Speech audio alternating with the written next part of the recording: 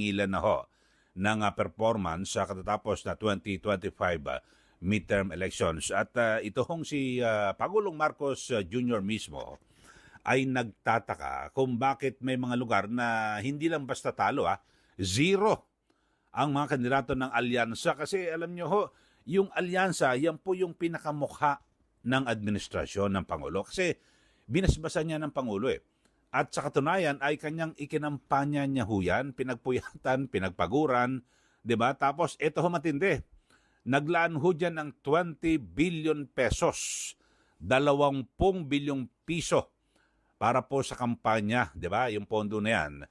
Pero lumilitaw ho na may mga lugar na na-zero yung alyansa. Ano po nangyari? Kasi alam nyo ho, kung sakali, sabihin natin talo, pero hindi naman zero.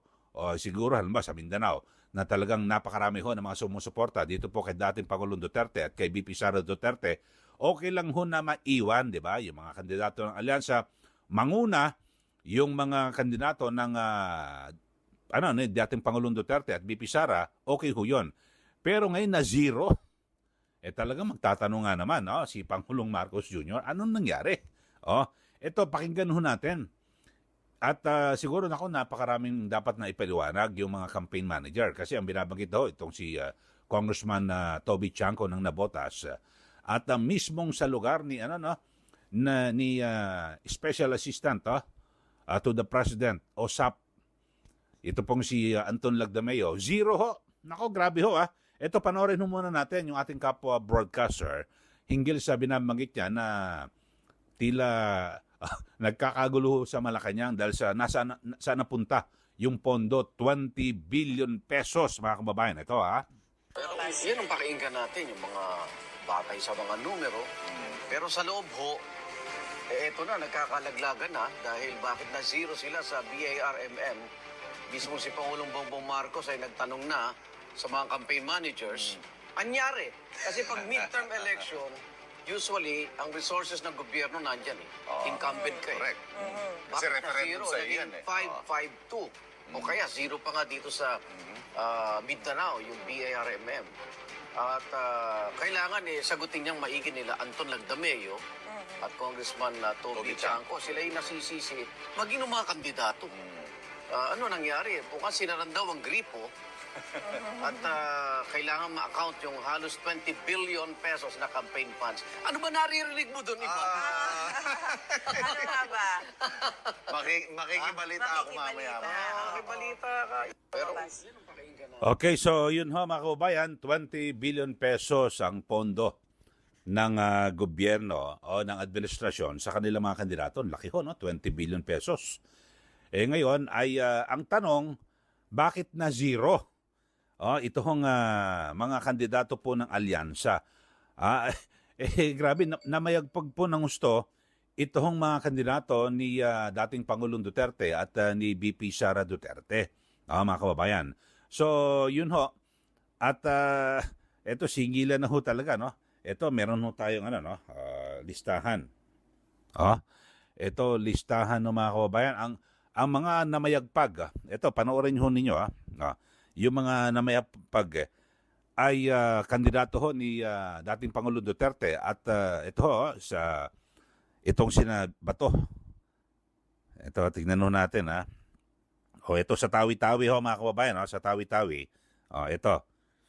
Ang number 1 ay si Bato de la Rosa. Pangalawa si Go. Tapos pangatlo si Salvador, Bondoc, Lambino, Marcoleta, Hinto, Kibuloy, Rodriguez, Mata, tapos yung panghuli, Aquino at Pangilinan. So wala po. Wala po sa mga kandidato ng alyansa ni isa man.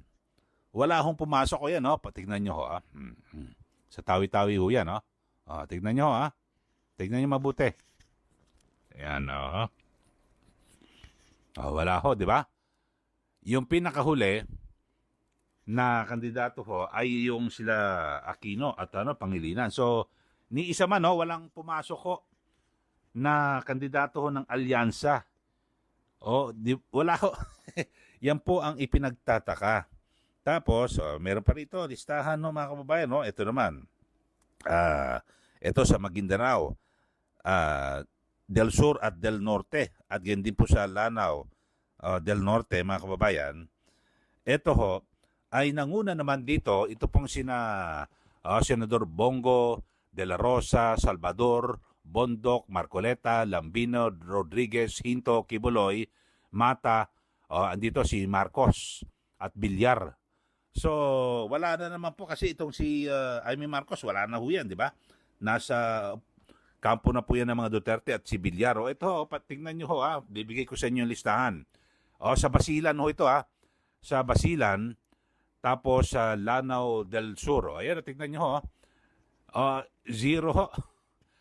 Zero ho, no? Sa Basilan at Lanao. Ayan. Ayan, tingnan nyo ho. Sa Basilan. Yun ang yung Duterte, tapos dalawa ho, Villar, si Marcos at Villar. Amy Marcos. Yun ho. So, talo ho sila dito. Zero sa Basilan at Lanao del Sur. Ano po nangyari? Bangamat dito po sa Maguindanao del Norte at Maguindanao del Sur, nakalusot sa huli itong si Tulfo, Erwin Tulfo at Binay. Ito, tingnan nyo naman ho. Ayun. Maguindanao del Sur at del Norte. Sa pinakailalim, Erwin Tulfo, tapos yung sa kabila, sa del Norte, ay si Abby Binay. Maliwanag ko Yun ho. So, suma total, olas po sila dito po sa BARM, sa Bangsamoro Autonomous Region in Muslim Mindanao. At yun po pinagtataka. Siyempre may mga kandidato po ng administrasyon sa lokal Hindi po ba? Ano nangyari sa budget, sa pondo? Ito, sabi nga ho ni Ginoong Arnold Clavio, mismong si Pangulong Marcos Jr., nagtatanong nga, saan napunta yung pondo na 20 billion? Siguro, dapat ho magpaliwanag dito yung campaign manager. Kasi mga nakarang nga, di ba, binanggit ko sa ating vlog na tila palpak ho yung pagkakakuha ni Pangulong Marcos Jr. sa kanyang campaign manager na si Congressman Toby Chanco. Di ba, sa Mindanao, hindi po nila napasok. Di po ba? Tapos yung alyansa, yung administration party may mga kandidato ho yan diyan po sa bawat lugar ho sa ating bansa, particular dito po sa Mindanao, bilhin nyo na zero. Na zero ho